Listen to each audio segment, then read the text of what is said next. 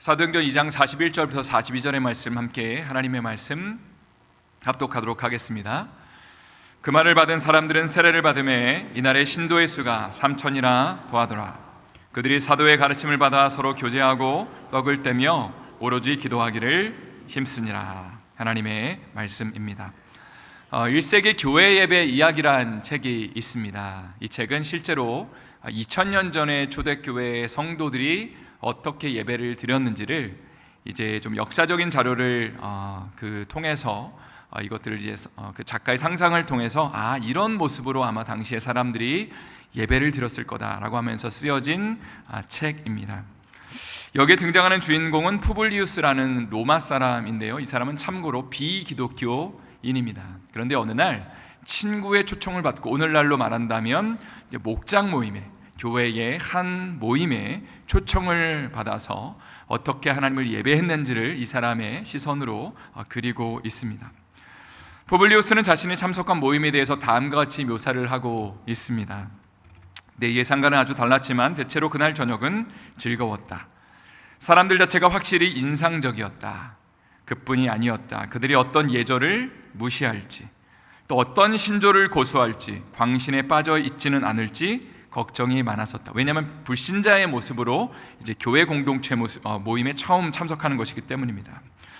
그러나 만찬 중은 물론 만찬 후에 이루어지는 그들의 대화에는 이상하게도 그 자체를 무시할 수 없는 무언가가 있었다. 그들의 행동에는 틀림없이 실제적인 무언가가 있었다라고 그렇게 기술하고 있습니다. 식사를 하고 친교를 나누면서 푸블리우스는 기존에 가지고 있었던 자신의 삶에 대한 상식들, 사람을 대하는 방식에 대해서 교회를 다니고 있는, 또 예수님을 믿고 있는 사람들이 완전히 다르게 반응하는 것을 보면서 신선한 충격을 받게 됩니다. 가령 2000년 전에는 당시에 손님이 오면 주인이 그 손님을 맞이할 때에 그 신분의 등급에 따라서 좀 다른 그 응대를 했다고 하는데요. 자신이 초청받은 그 집에서는 그리스도인의 그 주인이 누구나 상관없이, 신분에 상관없이 똑같이 극진하게 사람들을 맞이하는 모습에 감동을 받게 됩니다.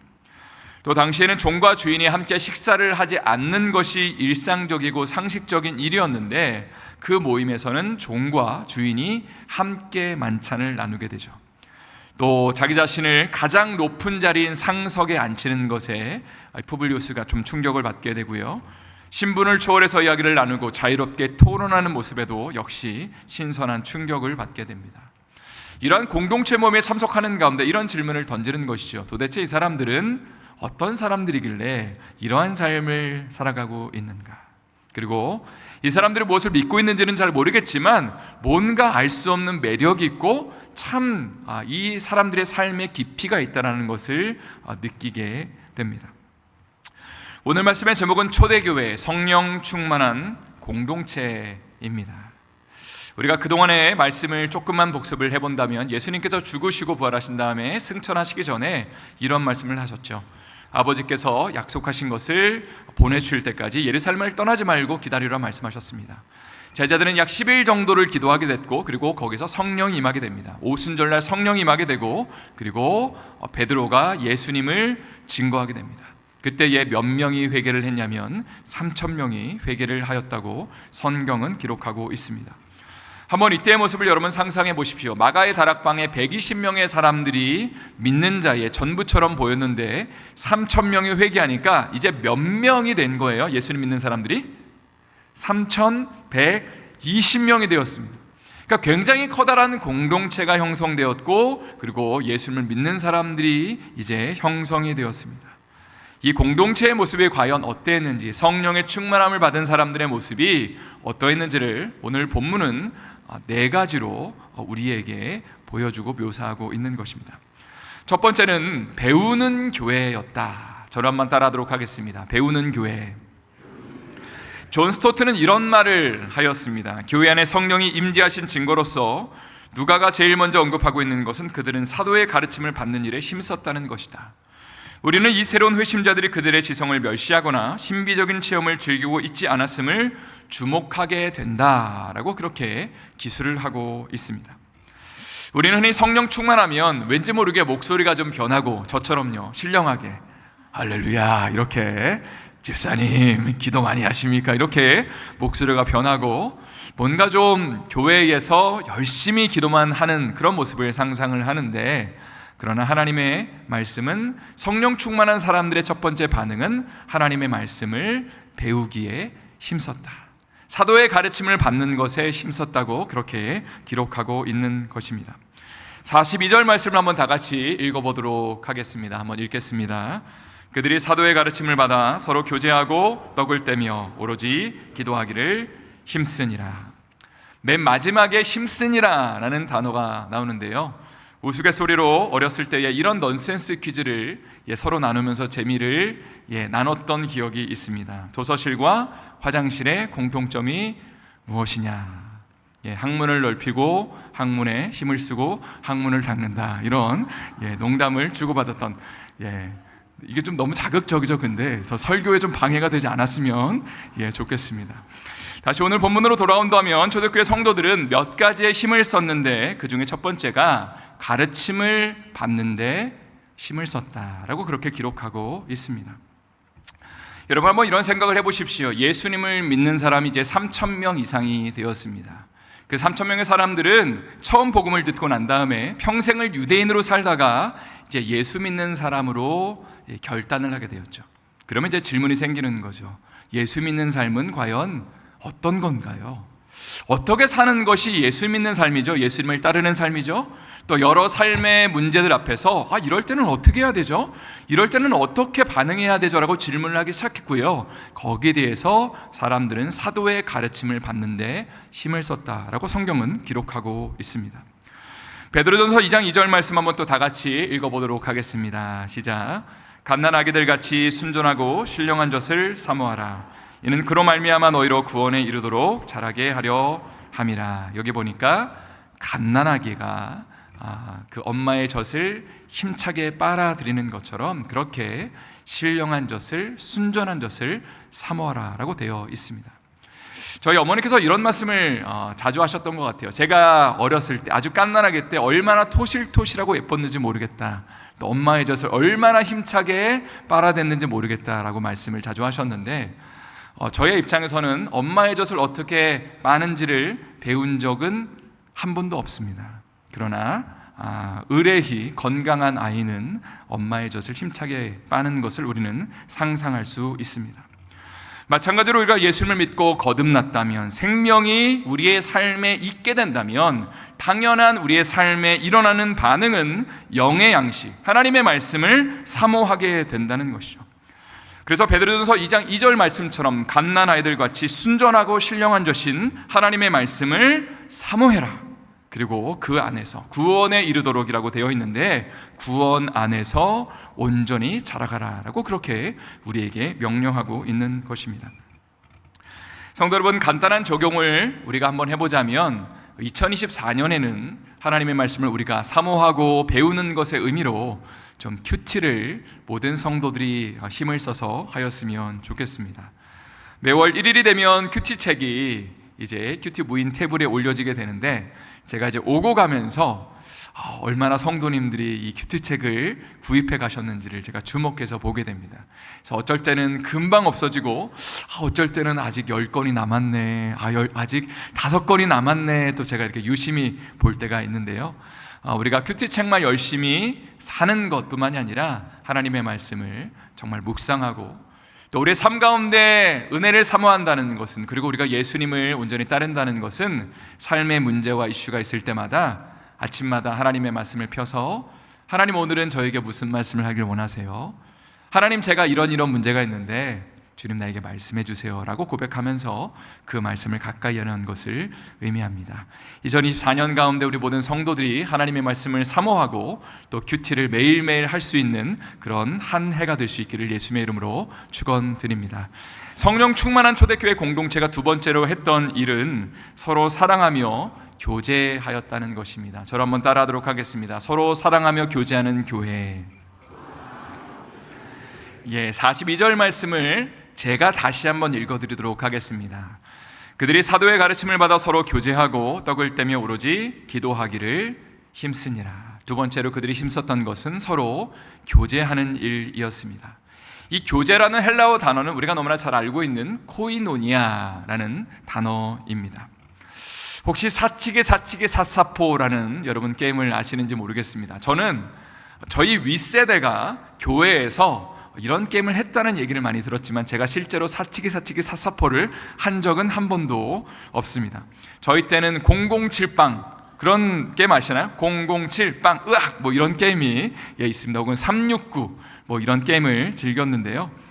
당시로서는 세상에서 술을 마시지 않고 교회에서 이런 게임을 하는 것을 우리는 교제를 나눈다라는 그런 표현을 사용하였습니다. 그런데 오늘 본문에 나오는 초대교회 성도들이 교제를 했다라는 것은 조금 다른 의미를 갖고 있습니다. 코이노니아라는 단어의 의미를 살펴보면 친교를 나눈다 뿐만이 아니라 소유를 나누고 서로를 책임진다라는 그런 의미를 담고 있습니다. 아주 긴밀한 관계 안에서 이런 단어를 사용했는데 가령 결혼을 해서 남녀가 교제를 나눈다 했을 때 이 코이노니아를 사용했고요, 교회 안에서 성도들이 긴밀하게 교제를 나눈다 했을 때도 이 코이노니아를 사용하였습니다. 신기한 것 중에 하나는 무엇이냐면 가난한 사람들을 위해서 연보를 한다, 헌금을 한다라고 했을 때 이 연보라는 단어가 코이노니아라는 그런 단어입니다. 그래서 오늘 본문의 44절과 45절 말씀은 그들이 어떻게 교제를 했는지를 다음과 같이 묘사하고 있는 것입니다. 한번 다 같이 44절, 45절 말씀을 읽어보도록 하겠습니다. 믿는 사람이 다 함께 있어 모든 물건을 서로 통용하고 또 재산과 소유를 팔아 각 사람의 필요를 따라 나눠주며.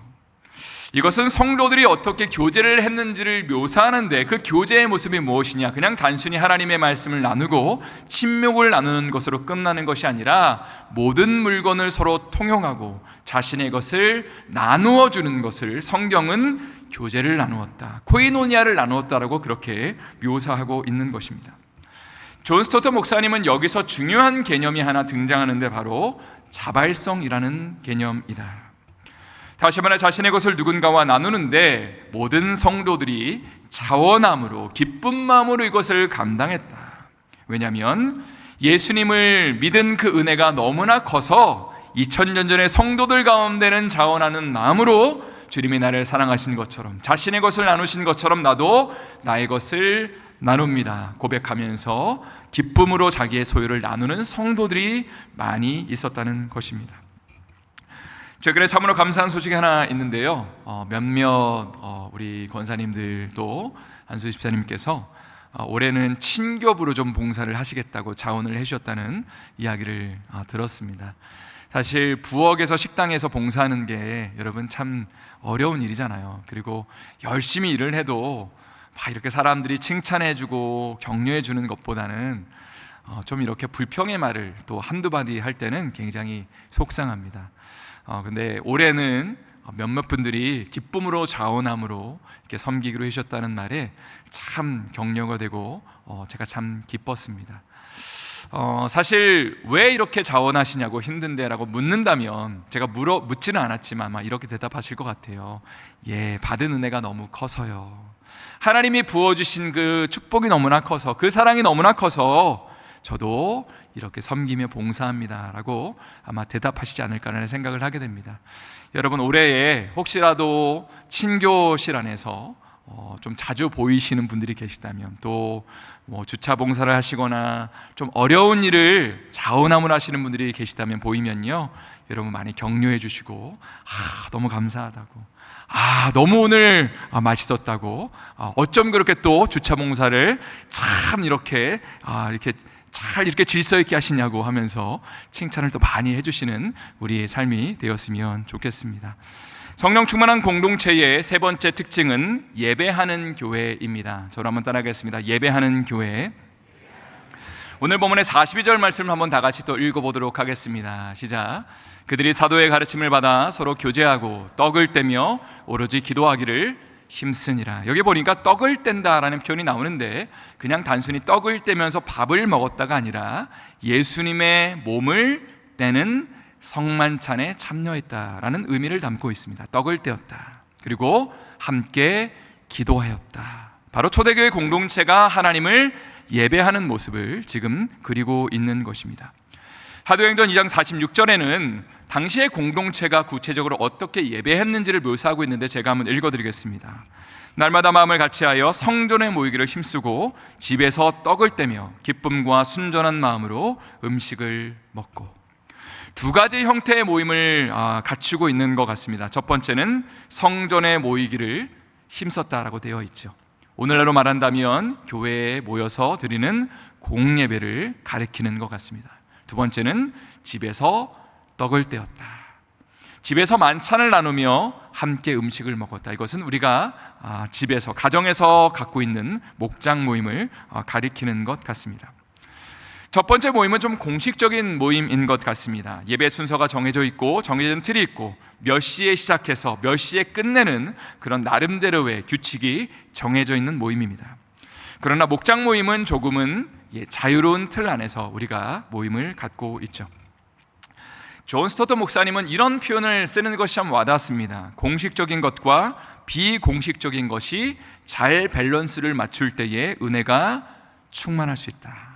참 의미심장한 말을 제가 읽었습니다. 가령 모든 모임이 규칙이 있고 순서가 정해져 있고 질서대로만 진행해야 된다면 굉장히 답답하고 딱딱한 모임이 되기가 쉬울 겁니다. 그러나 또 반면에 모든 모임이 너무 자유롭다면, 아무런 질서도 없고 순서도 없다면 그러면 또 굉장히 힘들 겁니다. 그런데 이 두 가지가 조화되는 것, 하나는 공식적인 모임이 있는 것, 또 하나는 자발적인 모임, 조금은 자유로운 모임, 그러나 이 두 가지를 통해서 하나님을 닮아나가고 예배하는 것이 조화를 이룰 때에 하나님이 기뻐하시는 공동체가 아름답게 주님을 예배하고 찬양할 수 있게 된다는 사실입니다. 네 번째로 나누고 싶은 것은 전도하는 교회였다. 초대교회는 성령 충만한 공동체였는데 첫 번째는 배운 일에 힘썼고, 두 번째는 서로 사랑하며 교제하였고, 세 번째는 예배하였고, 네 번째는 전도를 힘썼다는 것입니다. 사도행전 2장 47절 말씀을 한번 다 같이 읽어보도록 하겠습니다. 시작. 하나님을 찬미하며 또 온 백성에게 칭송을 받으니 주께서 구원받은 사람을 날마다 더하게 하시니라. 참 감사하고 감격스러운 표현이 나오죠. 온 백성에게 칭송을 받았다, 사람들에게 인정을 받았다라는 의미를 담고 있습니다. 물론 당시에 유대인들의 입장에서 크리스찬들, 예수 믿는 사람들이 그렇게 달갑지 않게 여겨졌을 겁니다. 그들이 믿고 있는 것을 그들은 싫어했고 때로는 핍박이라는 것도 감행했습니다. 그럼에도 불구하고 크리스찬들의 그 삶을 보면서 뭔가 우리와는 다른 느낌을 받았다는 것이죠. 뭔가 그들이 함께 모이고 예배하면서 주님을 바라보는 그 모습에서 세상 사람들은 감동을 받았고 선한 영향력을 끼침 받았다는 것입니다. 왜냐하면 그들의 삶이 다른 사람과는 달라 보였기 때문입니다. 호 목사님께서 자주 하시는 말씀이지만 Here and Now 선교라는 개념이 있습니다. 우리는 선교라는 것을 시간을 내서 재정을 떼어서 어디 멀리 가야지만 할 수 있는 것이라고 생각을 하지만 바로 Here and Now가 선교지이다. 바로 우리가 있는 지금 이곳이 선교지다라는 그런 의미를 담고 있는 말입니다. 한번 저를 한번 따라하겠습니다. 나는 Here and Now 선교사입니다. 여러분, 우리의 삶 가운데 가장 가깝게는 우리의 가정이 선교지고요, 우리가 맨날 만나는 우리의 자녀들과 그리고 우리의 배우자들이 선교의 대상이 될 수 있습니다. 또 이 교회 안이 선교의 대상이 될 수도 있다는 거 여러분 알고 계십니까? 우리의 목장 안에서 혹은 교회에 처음 온 사람들, 예수님을 잘 모르는 사람들이 교회 안에 있잖아요. 그럼 그런 사람들을 우리가 섬겨주고 품어주고 안아주는 것이 바로 선교사의 삶을 실천하는 것이라 할 수 있습니다. 때로는 이해되지 않는 모습들이 발생할 수 있고, 아니 저분은 왜 저래 도대체? 라고 할 수 있지만 이런 질문을 던져보는 거죠. 저분이 정말로 예수님을 제대로 만났나?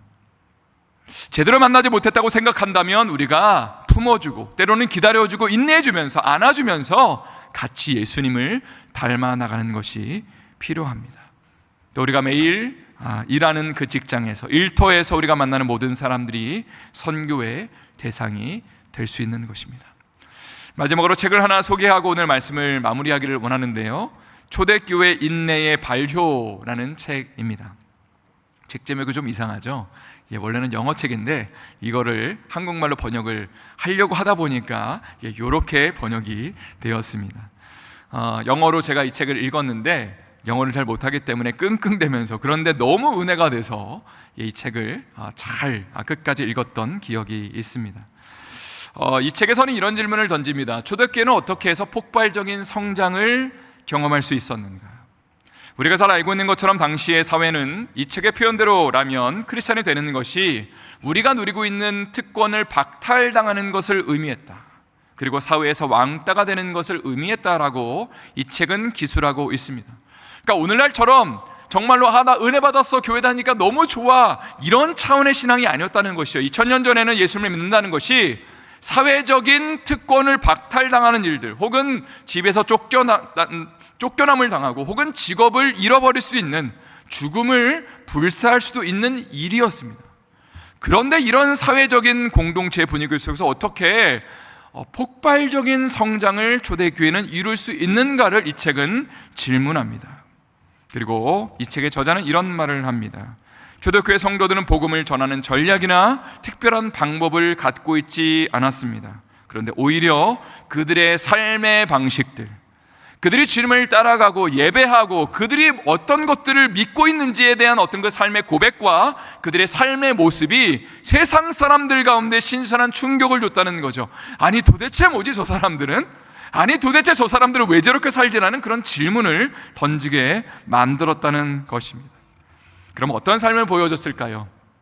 이 책의 저자는 몇 가지를 열거하는데 그 중에 하나가 인내라는 것이고요, 경건의 습관들, 교리 공부, 또 예배 등이 이 사람들의 삶의 모습의 단면을 보여주고 있다라고 말합니다. 인내에 대한 것만 잠깐 설명을 드리면 이렇습니다. 인내라는 것은 이해되지 않아도 참고 견디고 기다리는 것이죠. 듣기만 해도 별로 하고 싶지 않은 것이 인내라는 단어입니다. 그런데 당시의 크리스찬들은 인내라는 것을 삶 가운데 연습하고 드러냈습니다. 왜 그런가 질문을 던져보니까 하나님이 먼저 우리에게 인내를 보여주셨기 때문이죠. 우리를 사랑해 주시고 안아주시고 때로는 기다려주시고 품어주셨기 때문이다. 또 예수님께서 인간이 되셔서 이 땅 가운데 오셔서 십자가를 지기 위해 인내하셨기 때문이다. 그는 그 앞에 있는 기쁨을 위하여 십자가를 참으사 부끄러움을 개의치 아니하셨다. 그저 우리가 하나님의 영광을 맛보는 것이 바로 되는 것이 아니라, 천국의 그 기쁨을 맛보는 것이 바로 되는 것이 아니라, 예수님을 닮아나가는 것처럼 예수님도 그 앞에 있는 기쁨을 위하여 십자가를 참으시고 정말로 인내하시고, 그리고 때로는 하나님 앞에서 땀을 흘려 정말로 하나님 앞에 간구하며 기다리시면서 기도하시는 모습처럼 당시의 초대교회 성도들은 그렇게 인내하고 기다리고 참는 모습이 있었다는 것입니다. 우리가 예수님을 믿으면서 오는 여러 가지 어려움들, 때로는 유혹들이 우리의 삶을 둘러싸고 있을 때가 많이 있죠. 사실 어려움을 당할 때, 아픔을 당할 때, 또 고난을 당할 때가 있는가 하면 때로는 모든 것들이 다 갖춰져 있는 것 같은데 세상이 우리를 유혹할 때도 있습니다. 좀 눈에 보이는 대로 살라고, 세상이 전부인 것처럼 살라고 우리에게 유혹을 할 때도 있고, 때로는 우리의 삶 가운데 아픔과 어려움을 줘서 좌절과 낭만과 낙심을 줄 때도 있다는 것이죠. 아니 도대체 우리 집은 왜 이런 거야? 우리 자녀들은 왜 이런 거야? 하면서 우리의 삶의 절망의 그 늪으로 우리의 삶이 끌려 들어갈 때가 있다는 것입니다. 그러나 당시의 크리스찬들은 이런 고백을 가지고 있었습니다. 우리는 이 땅 가운데 에얼리언으로, 나그네로 이 땅을 살아갑니다. 우리는 천국의 본향을 사모하는 자들입니다. 우리는 심지어 죽음 앞에서도 초연한 모습을 보입니다. 우리는 고통과 고난을 뛰어넘는 모습을 보입니다. 때로는 세상의 부와 명예를 온전히 초월하는 삶을 살아갑니다. 왜냐하면 천국의 본향을 사모하기 때문에, 우리가 이 땅에 사는 것이 전부가 아님을 믿기 때문에 우리는 언젠가 하나님 나라에 가는 것을 기다리며 주님을 바라보는 사람들이기 때문에 당시의 크리스찬들은 이 땅에서의 삶을 온전히 초월해 있는 모습, 그러면서도 하루하루 주님이 맡겨주신 그 삶의 자리에서 충성을 다하며 자신에게 맡겨진 일을 성실하게 감당하면서 주변에 있는 사람들을 전심으로 사랑하며 주님을 뜨겁게 예배하고 주님 앞에 자신의 삶을 내어드렸다는 것이죠. 이러한 세상 사람들의 그 한가운데서 크리스찬들의 이 모습이 보여지니까 사람들이 감동하고 은혜를 받고, 도대체 뭐지? 저 사람들은 도대체 무엇을 믿는 사람들이 궁금해하면서 예수님을 고난 가운데도 믿기 시작했다는 사실입니다. 이제 오늘의 말씀을 마무리하기를 원합니다. 오늘 말씀의 제목은요, 초대교회 성령 충만한 공동체라는 제목을 가지고 여러분과 나눴습니다. 이 성령 충만한 공동체 초대교회는 말씀을 배우는 데 힘썼고요, 함께 교제하였습니다. 사랑을 나눴고 함께 예배하였습니다. 그리고 자연스럽게 전도가 이루어졌습니다. 무엇보다 이들의 삶의 특징은, 핵심은 인내하고 참는 것, 기다리는 것, 천국을 소망하는 거라고 나누었습니다.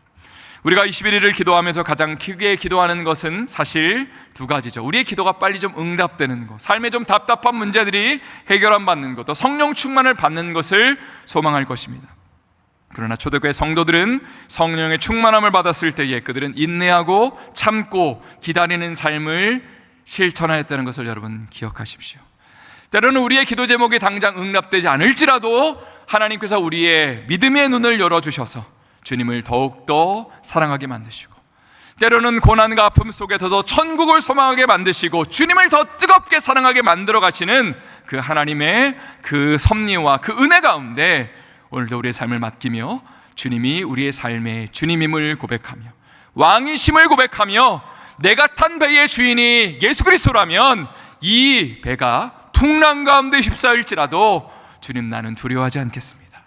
주님과 함께 오늘도 승리하겠습니다 고백하며 결단하는 우리의 삶이 될 수 있기를 예수님의 이름으로 축원드립니다.